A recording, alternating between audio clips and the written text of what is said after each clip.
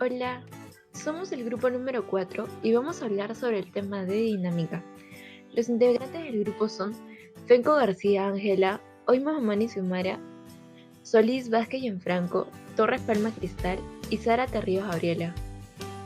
Ahora comenzaremos definiendo algunos conceptos. ¿Qué es la fuerza o qué se entiende por fuerza? La fuerza es un fenómeno físico que es capaz de modificar el movimiento o estructura de un cuerpo. Esto depende según el punto de aplicación, dirección e intensidad. Asimismo, la fuerza es una magnitud vectorial que se representa mediante una flecha y la letra F. Su unidad en el sistema internacional es el newton.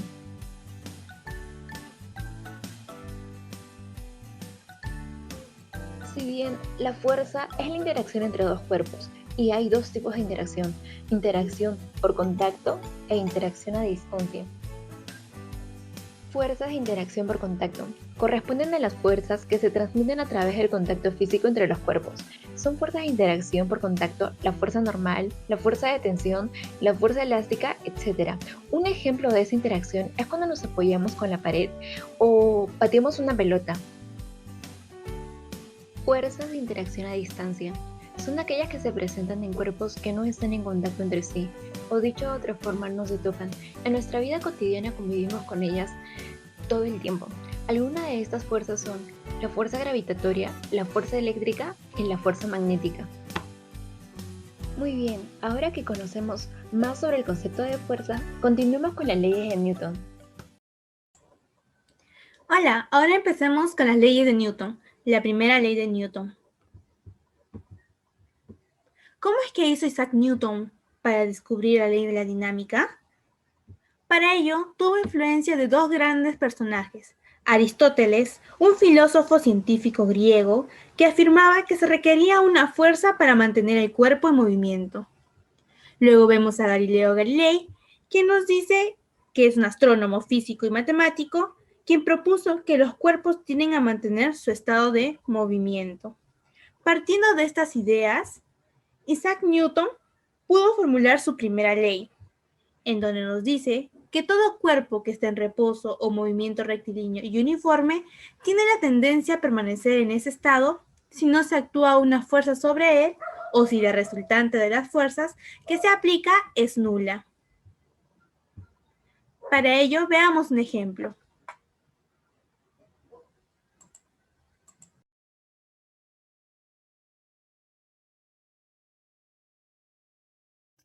Que todo cuerpo en estado inicial tiende a mantener este estado.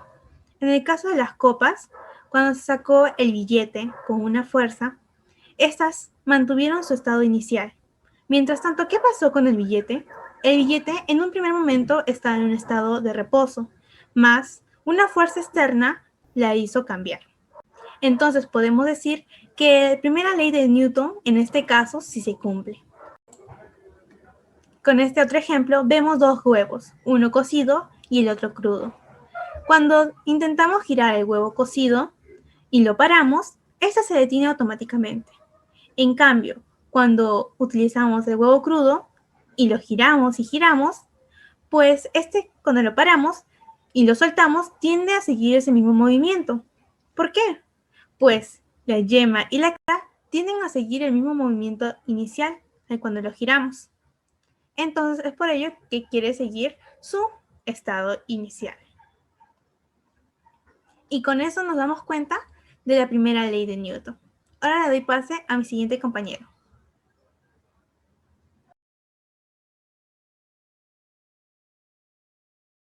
La segunda ley de Newton está relacionada con la primera, que te dice que un cuerpo permanece con velocidad constante o en reposo hasta que se ejecute una fuerza sobre él, ya que al ejecutar la fuerza genera una aceleración en Newton. Es una relación entre fuerza, masa y aceleración. Sin embargo, la variable dependiente de la aceleración varía de acuerdo a la fuerza que se ejecute en algún cuerpo. Por ejemplo, cuando uno quiere mover un carro de juguete es muy fácil, ya que no tiene mucha masa. Sin embargo, cuando uno quiere mover uno de verdad, se le es muy complicado.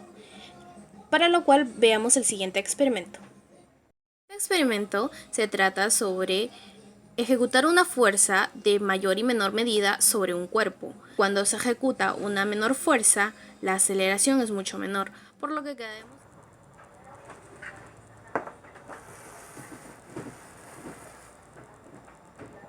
Al ejecutarla con mayor medida, vamos a ver que el cuerpo se va con una mayor aceleración.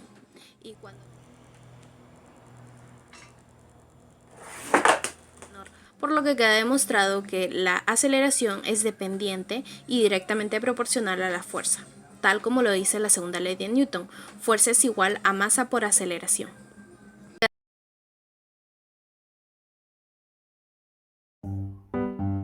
Tercera ley de Newton. Ley de acción y reacción. Esta ley establece que en todo tipo de interacción, sea por contacto o a distancia, aparecen dos fuerzas. Dichas fuerzas tienen las siguientes características. Actúan sobre cuerpos diferentes.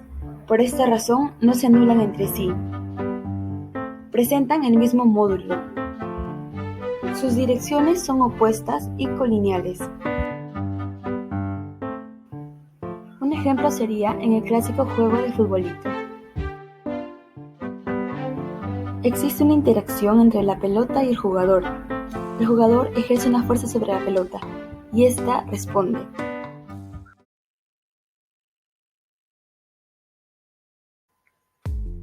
Diagrama de cuerpo libre. ¿Qué es un diagrama de cuerpo libre? Es la representación gráfica de un cuerpo particular aislada de su entorno. ¿Para qué sirve el diagrama de cuerpo libre? Para representar fuerzas externas que afectan un cuerpo durante su análisis. ¿Cómo hacer el diagrama de cuerpo libre? Primero, se hace un dibujo del cuerpo a analizar. Se coloca un sistema de referencia. Se dibujan las fuerzas que actúan sobre el cuerpo. Se dibujan las reacciones al cuerpo. Y se colocan los ángulos o direcciones importantes. Esos serían todos los pasos para realizar el diagrama de cuerpo libre.